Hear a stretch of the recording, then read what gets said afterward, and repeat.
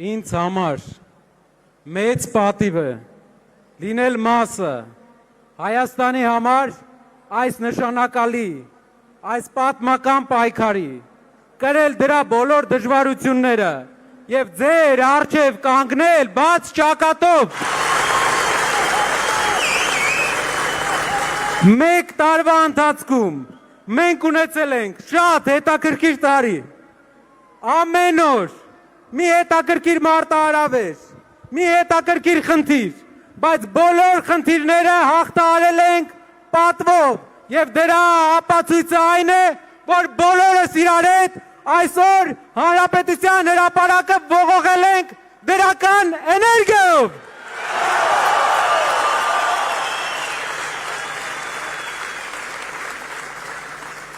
Չորս օրից մեր պատմության համար վճռորոշ օր է, 4 օրից հանրաքվե երկու բանի մասին, շարունակում ենք այսպես, շարունակում ենք թույլ մնալ,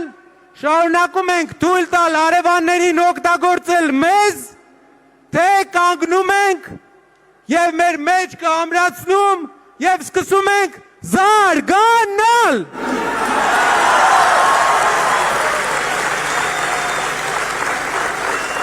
Հանրաքվե է նրա մասին, թե թույլ ենք տալու փոքրիկ խմբակի պարտված ղեկավարին թողել, որ Հայաստան մտնեն ադրբեջանցիներ, թե պահելու ենք մեր հայրենիքի վերջի մնացած հողը հայկական։ Հանրաքվե է նրա մասին, թե թույլ ենք տալու մեր եղբայրները Հայաստանը լքեն աշխատանքի համար, Հայաստանը լքեն ավելի լավ կյանքի համար, թե վերակառուցելու ենք մեր քանդած երկիրը և ուժեղացնելու ենք մեր երկրի տնտեսությունը,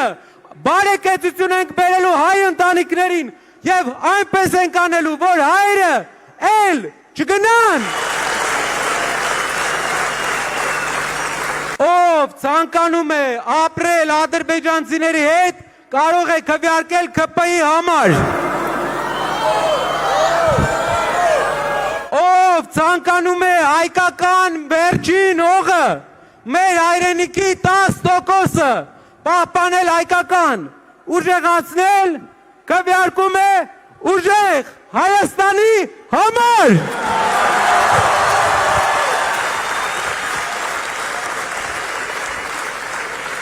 Իմ հայրենակիցներ,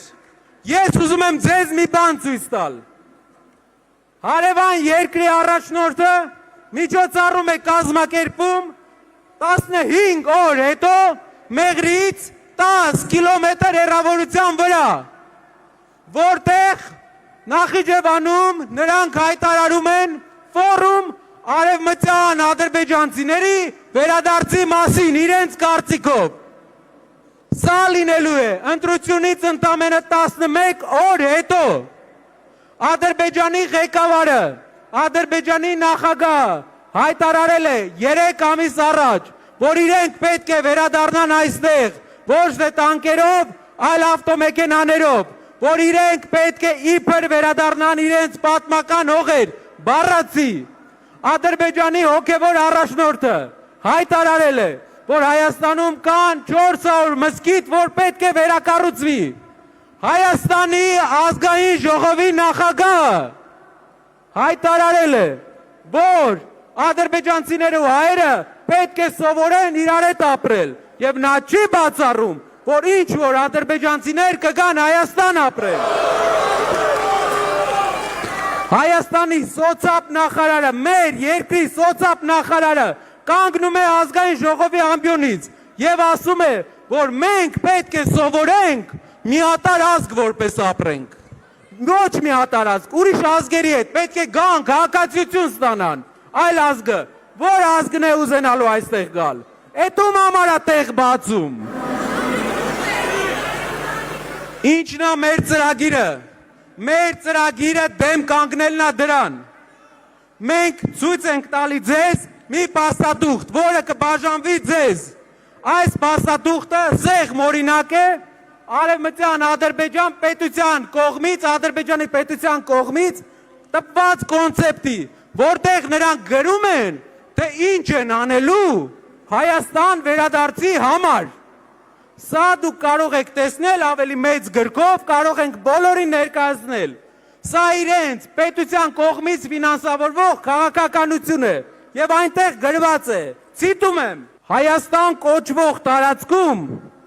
համատարած կերպով ոչնչացվել է ադրբեջանցիների պատմական եւ մշակութային ժառանգությունը, իրենք են իբր ասում։ Այն ազգն է ասում,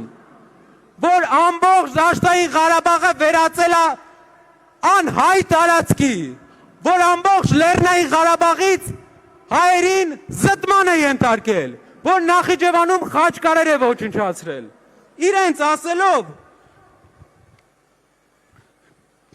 իրավունքների վերականգնման հարցը իբր ադրբեջանցիների պետք է լինի առաջնահերթ հարցերից մեկը։ Եվ նաև մզկիթների եւ գերեզմանատները պետք է վերականգնվեն ադրբեջանական։ Սրա մեջ է գրված։ Իսկ մենք գիտեք ինչ ենք սրան ասում։ Մենք ասում ենք, որ Հայաստանում լինելու է առաջնորդ, որ երբեք սա թույլ չի տա, որ Փաշինյանի ու Ալիևի ծրագիրը հոդս է ծնդելու։ Հոդս!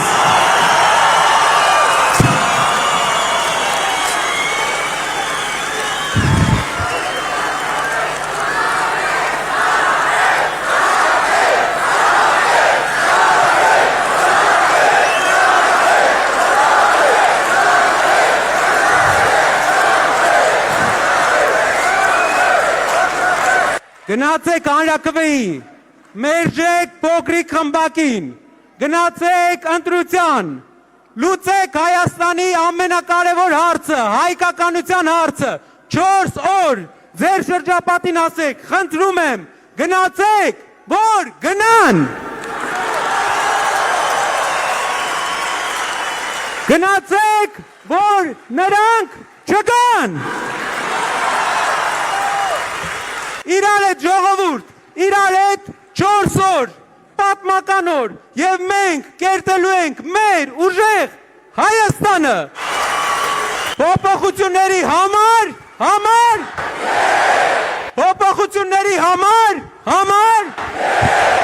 փոփոխությունների համար,